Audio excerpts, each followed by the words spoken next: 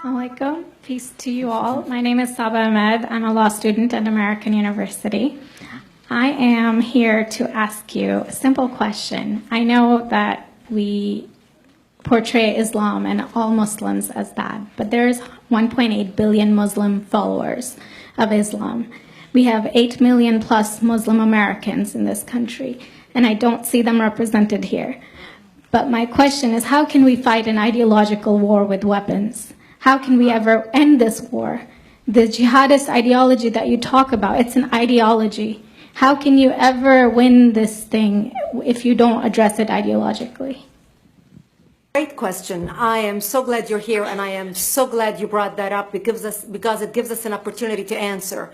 What I find so amazing is since the beginning of this panel, which we are here about Benghazi attack against our people, not one person mentioned Muslims. We are here against Islam, or we're launching war against Muslims. We are here to discuss how 4 Americans died and what our government is doing. We were not here to bash Muslims. You were the one who brought up the issue about most Muslims, not us. And since you brought it up, allow me to elaborate with my answer. There are 1.2 billion Muslims in the world today. Of course, not all of them are radicals. The majority of them are peaceful people. The radicals are estimated to be between 15 to 25%, according to all intelligence services around the world. That leaves 75% of them peaceful people. But when you look at 15 to 25% of the world Muslim population, you're looking at 180 million to 300 million people dedicated to the destruction of Western civilization. That is as big as the United States. So why should we worry about the radicals, 15 to 25%?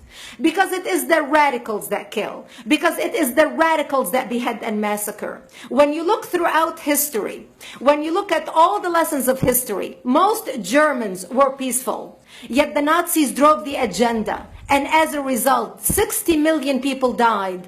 Almost 14 million in concentration camps. 6 million were Jews. The peaceful majority were irrelevant. When you look at Russia, most Russians were peaceful as well. Yet the Russians were able to kill 20 million people. The peaceful majority were irrelevant.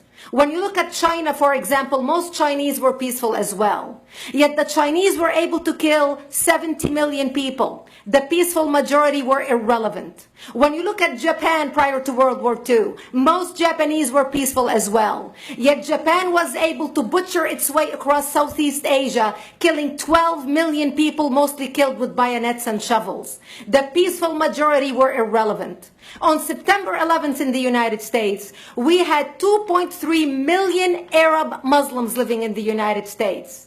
It took 19 hijackers, 19 radicals to bring America down to its knees, destroy the World Trade Center, attack the Pentagon, and kill almost 3,000 Americans that day. The peaceful majority were irrelevant. So for all our powers of reasons and us talking about moderate and peaceful Muslims, I'm glad you're here. But where are the others speaking out? And since you are the only Muslim representative,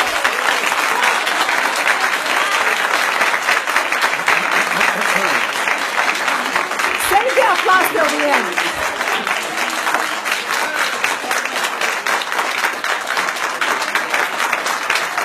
Thank you. Thank you.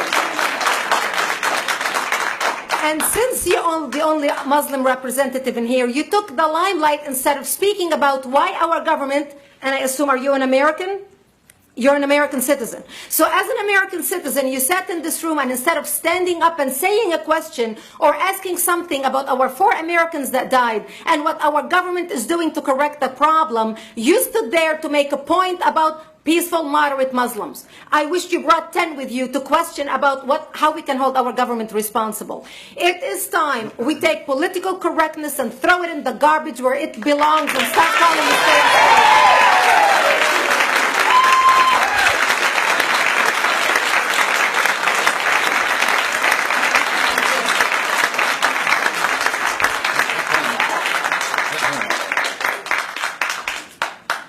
And there will be refreshments afterward.